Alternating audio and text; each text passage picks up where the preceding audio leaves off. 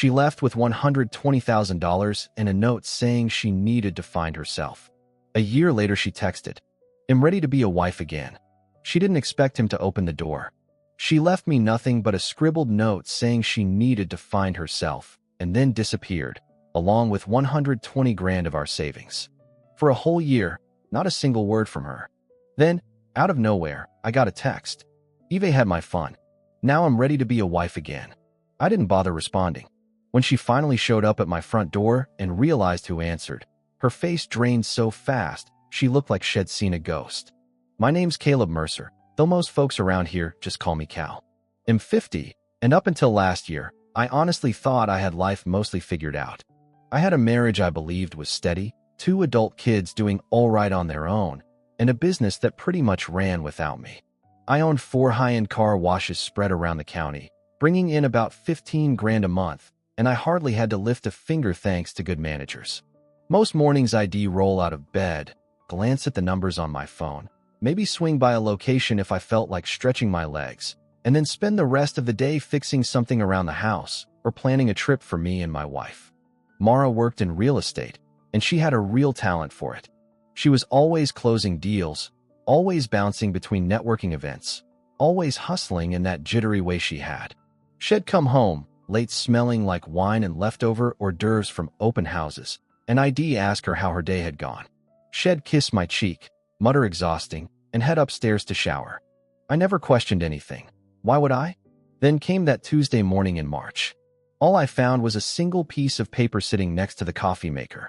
No conversation, no warning, not even a text, just that note. I still remember every word because they carved themselves into my head. "I need to find myself again. Don't wait for me. I'm sorry." That was it.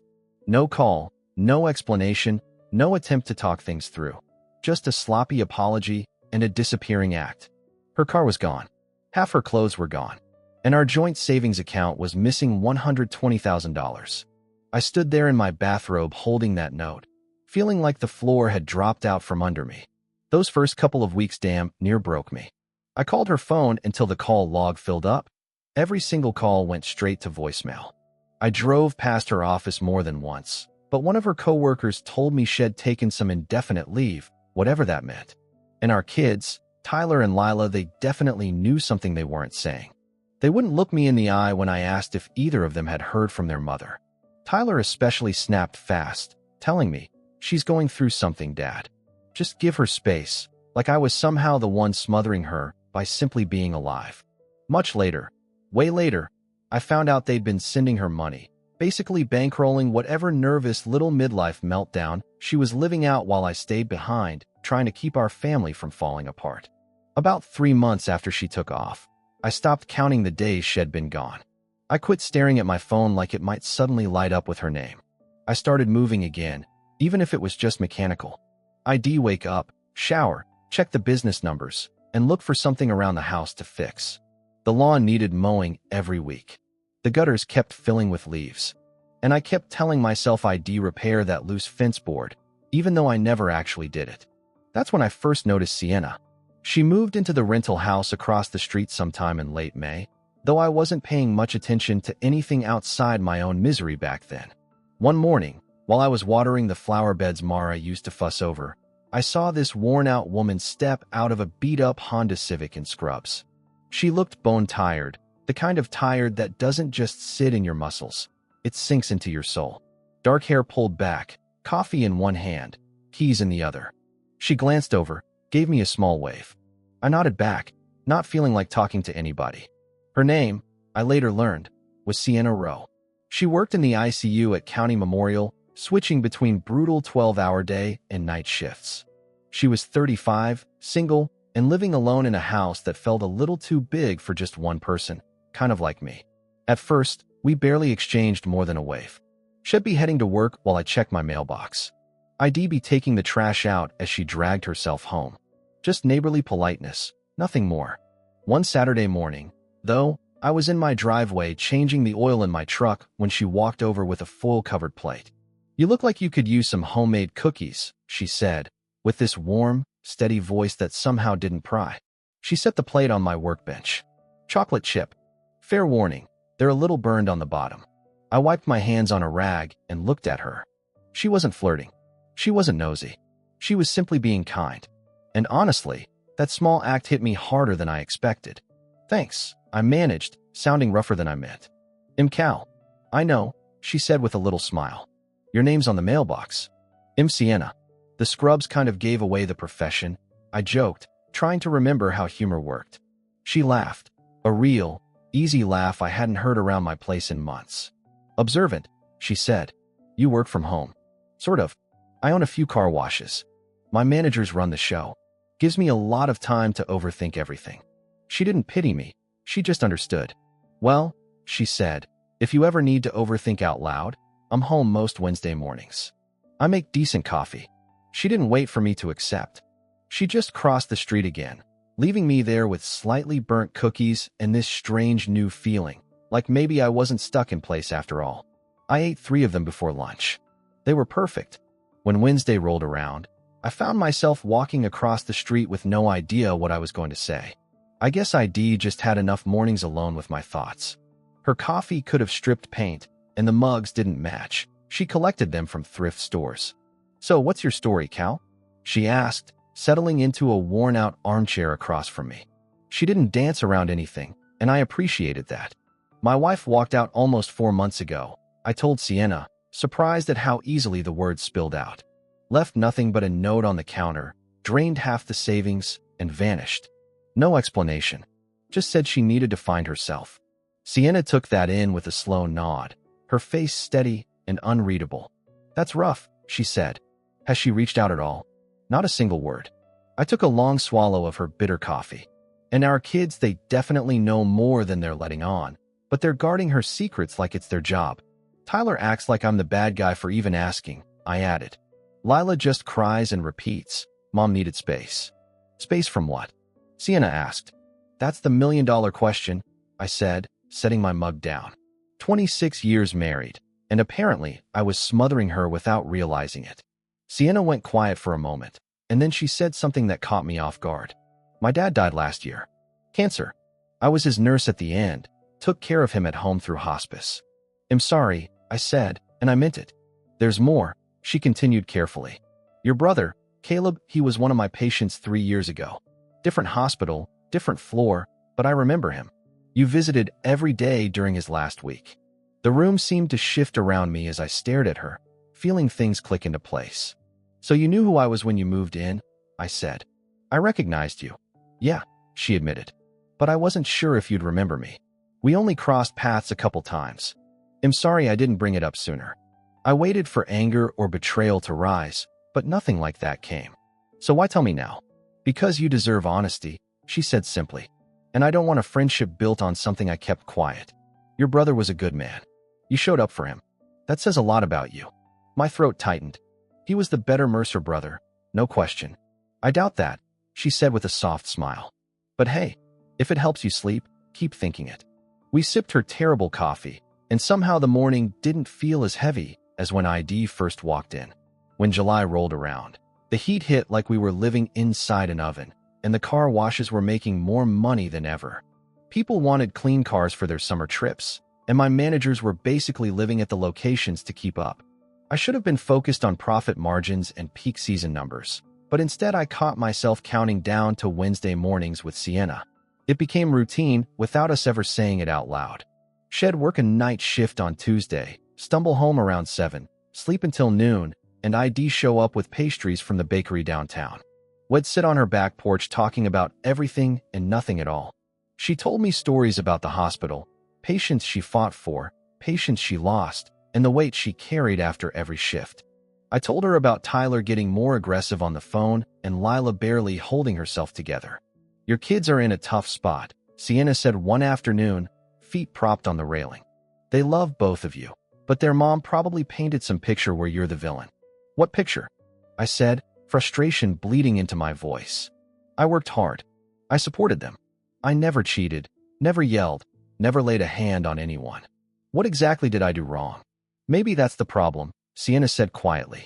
You're steady, predictable, safe. Some people twist that into boring. It stung because I knew she had a point.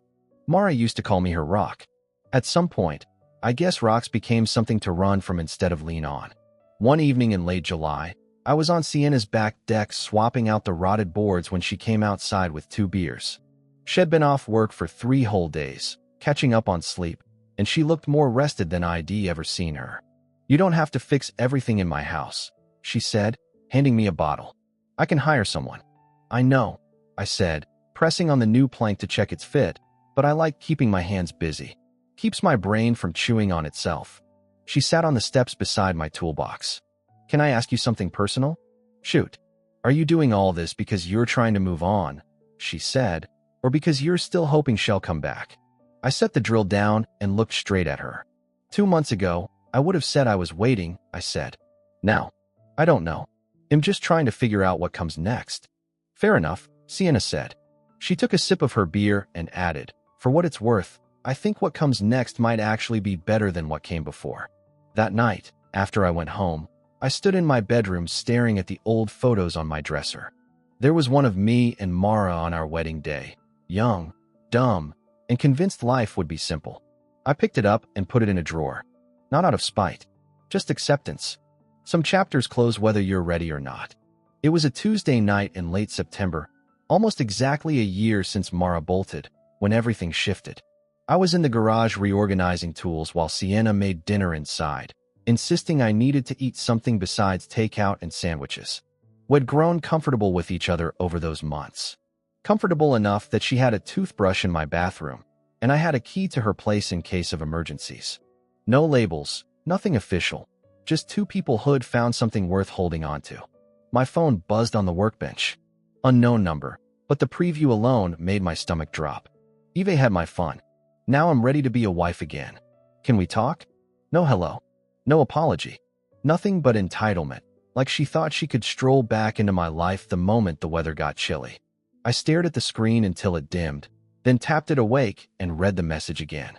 A full year of silence, and that's what she came back with. Sienna appeared in the doorway, wiping her hands on a towel. "Dinner's almost done," she said. "You coming inside, or should I bring you a plate out here?" I just handed her my phone.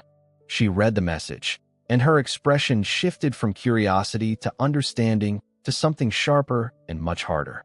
"Are you going to answer her?" Sienna asked, keeping her voice steady and neutral. "No," I said, the word falling out stronger than I actually felt. "There's nothing to say to someone like that." "She'll try again," Sienna warned quietly. "People like her, they don't handle silence very well." And she was absolutely right. Over the next 3 days, the messages kept rolling in, each one more desperate, more guilt-laced, more pathetic than the last. I made a mistake.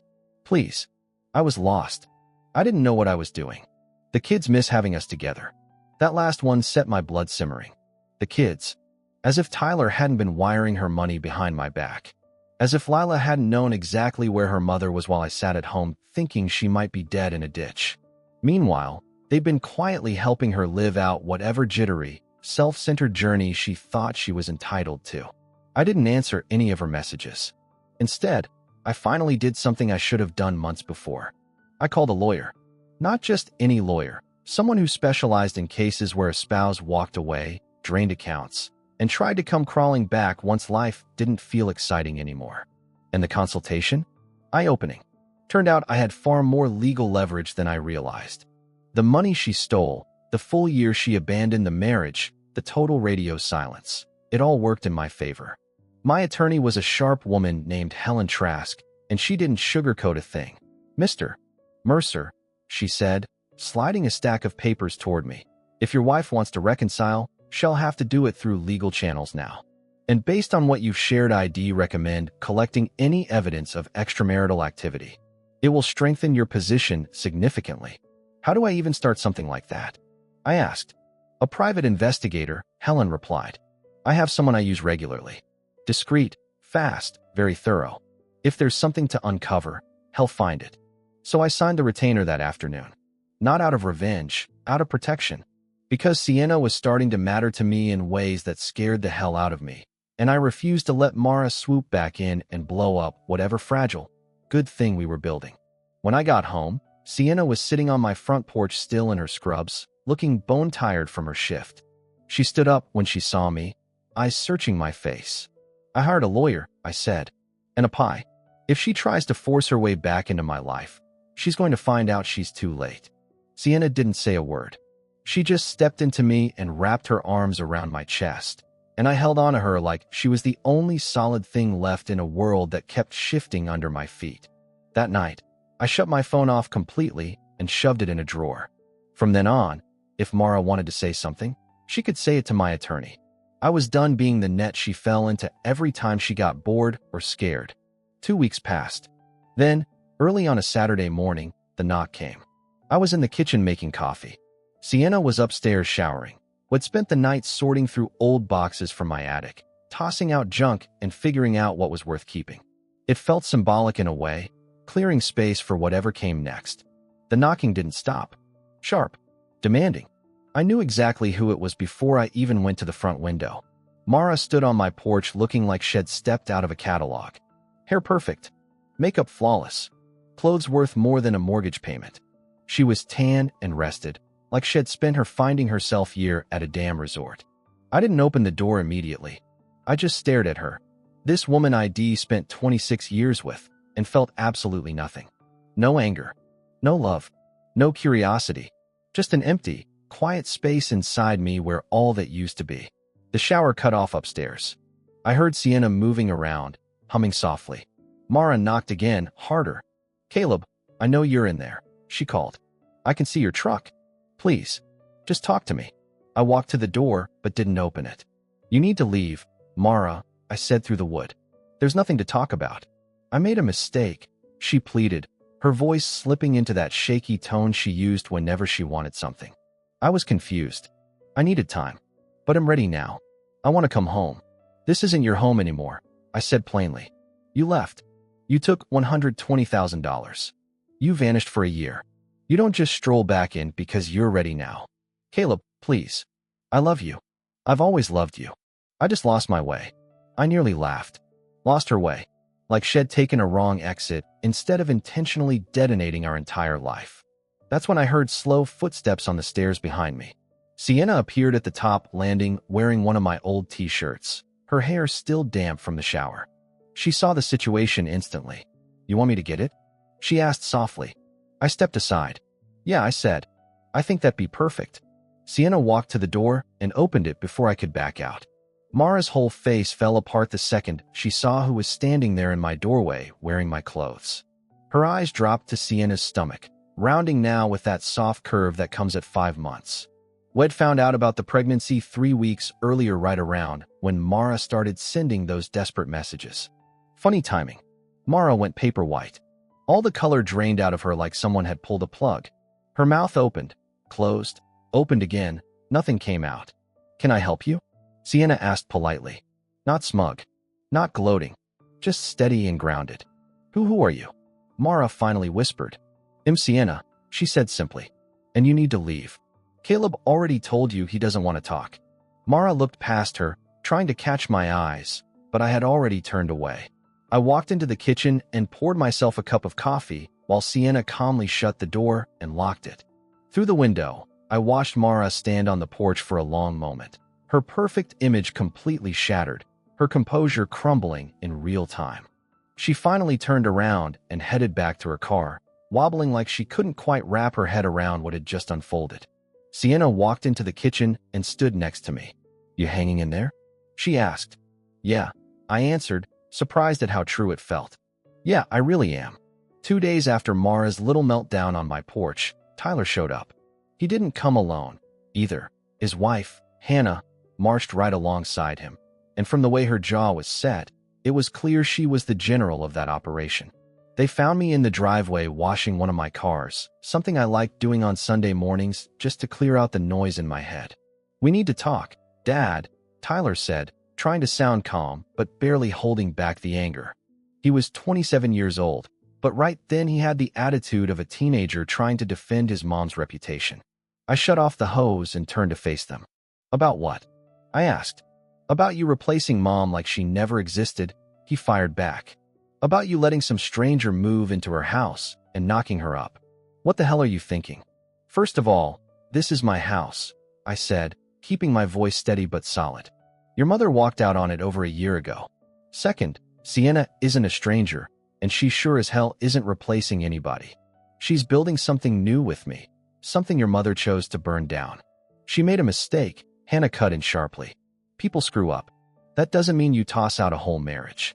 Your mother didn't make a mistake, I corrected, looking Tyler square in the eyes. She made choices.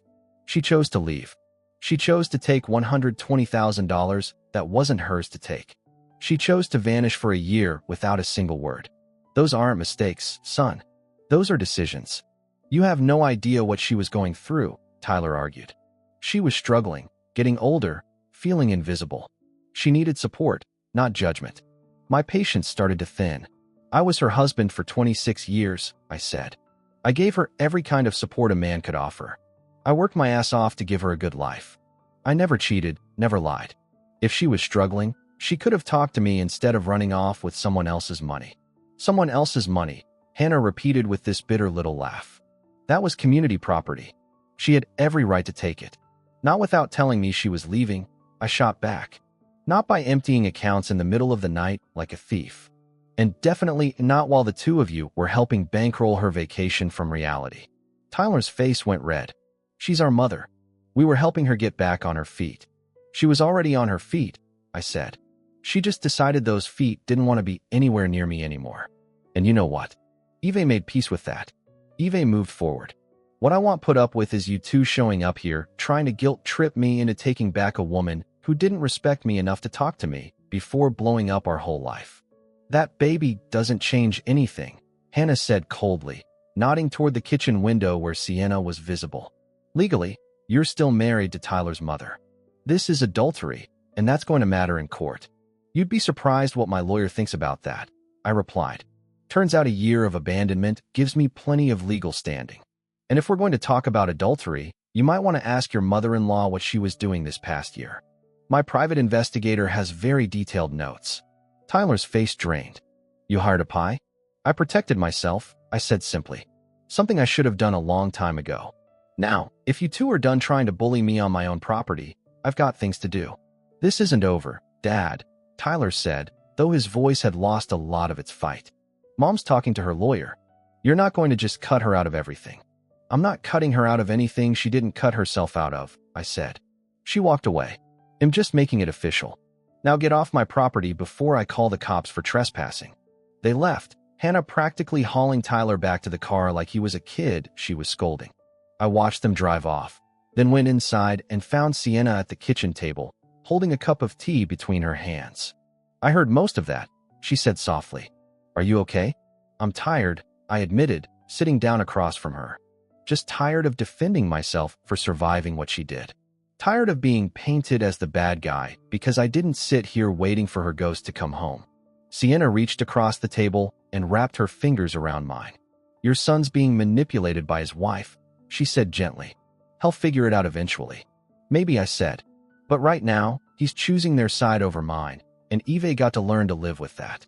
Later that afternoon, I called my lawyer and told her about Tyler's visit and Hannah's threats. Helen assured me everything was moving the way it needed to. Mara's attorney hadn't filed a single counterclaim. She's stalling, Helen said. She's hoping you'll break and agree to mediation. Don't. We're in the stronger position, and she knows it. 3 weeks after Tyler's outburst, it was Lila who reached out. Not with accusations, not with anger, just a simple text. Can we meet for coffee? Just the two of us. I met her at a little CAF downtown on a cold November morning. She was already there when I walked in, tucked into a corner booth looking nervous and guilty. Thanks for coming, Dad, she said as I slid into the seat across from her. Of course, I told her. You're my daughter. I'm always going to make time for you. Her eyes filled with tears immediately. I'm so sorry, she said. I should have reached out sooner. I should have spoken up when Tyler was being awful. You were in a tough spot, I said, though her apology hit me harder than she probably realized. I was a coward, she corrected herself. Mom called me right after she saw that woman, Sienna, at the house. She was hysterical, saying you'd betrayed her and moved on too fast. And I just sat there and listened, instead of saying what needed to be said, which is that she has absolutely no right to be upset. Anger crept into Lilith's voice as she said it.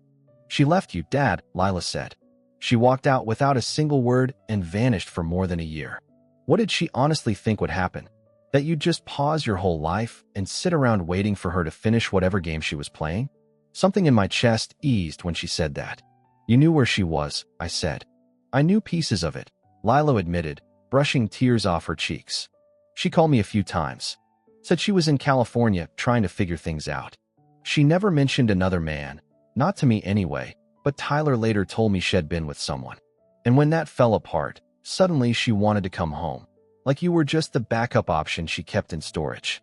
That's exactly what I was, I said quietly. I'm ashamed I sent her money, Lila whispered. Tyler and I both did, and we hid it from you because we knew it wasn't right. We were helping her hurt you, and I'm so sorry. I reached across the table and held her hand. Lila, you love your mother.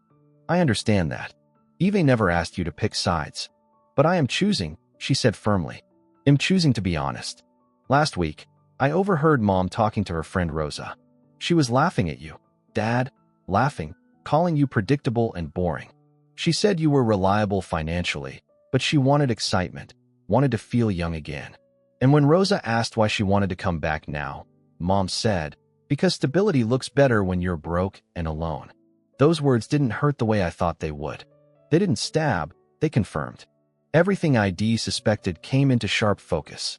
Mara had never loved me for who I was. She loved what I provided, security, comfort, a safe life. And when she got bored with that, she traded it for thrills. But when the thrill collapsed underneath her, suddenly my stability became convenient again. That must have been rough to hear, I said. It made me sick, Lila replied. And it made me realize something. Sienna isn't stealing you from Mom. Mom tossed you aside. Sienna just had the sense to recognize the value Mom walked away from. We talked for another hour. Lila opened up about her own struggles, how the divorce had made her reevaluate her relationships, how she'd ended things with her boyfriend of 3 years because she realized she'd been settling for someone who didn't respect her. You taught me that, she said. Watching you refuse to take Mom back, watching you choose your own happiness instead of doing what everyone else expected, that took guts. When we hugged goodbye in the parking lot, it felt like I'd gotten my daughter back, not the kid I raised, but the grown woman who respected me enough to tell me the truth. The divorce hearing landed on a cold February morning, about 8 months after Mara tried to force her way back into my life. Helen, my attorney, had warned me what to expect, but there's no real way to prepare yourself to sit across a courtroom from someone you spent half your life with. Mara walked in looking expensive but worn out, like she was trying to fake confidence she didn't have. Her lawyer, a polished guy named Grant Harlow, the type who specializes in squeezing money out of long marriages, took his seat beside her. I sat with Helen, and with Sienna, who insisted on coming even though she was 8 months pregnant and honestly should have been resting. I want to be here, Shed told me that morning. You stood with me. I'm standing with you. Judge Evelyn Caro, a no-nonsense woman in her 60s, read through the case file before looking up. This appears to be a straightforward abandonment case, she said. Mrs. Mercer, you left the marital home in March of last year and had no contact with your husband for 12 months. Is that correct? Mara's lawyer jumped up. Your Honor, my client was suffering a mental health crisis and needed time to recover. She's now ready to reconcile and pursue counseling with her husband. Mr. Mercer, do you wish to reconcile? The judge asked me. I stood. No, Your Honor. Eve moved on with my life. I'm expecting a child with my partner, and I want this marriage legally dissolved. Your Honor, Harlow cut in, my client is entitled to half the marital assets, including Mr. Mercer's business interests and retirement accounts. Helen rose smoothly. Your Honor, we have evidence that Mrs. Mercer withdrew $120,000 from joint accounts without her husband's knowledge or consent before abandoning the marriage. We also have documentation of multiple extramarital affairs spanning 3 years, including a year-long relationship with a man named Damon Ridley, maintained while she was still living in the marital home. I watched Mara's face go chalk white. The private investigator had done outstanding work. Damon wasn't just some fling. He was a real estate investor she'd been sneaking around with at work conferences for years before she finally walked out on me. These affairs are documented? Judge Caro asked. They are, Helen said, handing over a thick binder. Hotel receipts, messages recovered from cloud backups, witness statements. Everything is included. The judge flipped through the documents in silence. Mara's lawyer tried to protest, but Judge Caro shut him down with a single raised hand. "Mrs. Mercer," she said, "is this accurate?" Mara looked at her lawyer, then at me, then down at her hands like they might save her. "I made mistakes," she whispered. "These are not mistakes, Mrs. Mercer," Judge Caro said firmly. "These are intentional choices made repeatedly over time." She closed the folder. "Am granting the divorce on grounds of abandonment and adultery. Mr. Mercer will retain full ownership of his business and primary residence. Mrs. Mercer will receive 15% of the marital assets accumulated during the marriage, minus the $120,000 she withdrew without consent. All retirement accounts stay with Mr. Mercer, as he was the primary contributor." "Your Honor, this is not fair," Harlow snapped. "Fair would be your client returning the money she stole and apologizing for wasting this court's time," Judge Caro said sharply. "This divorce is granted. We are adjourned." Walking out of that courtroom with Sienna's hand in mine felt like stepping out of a cage I'd been locked in for years. Mara tried to catch my eye in the hallway, but I never even looked her way. I just kept walking.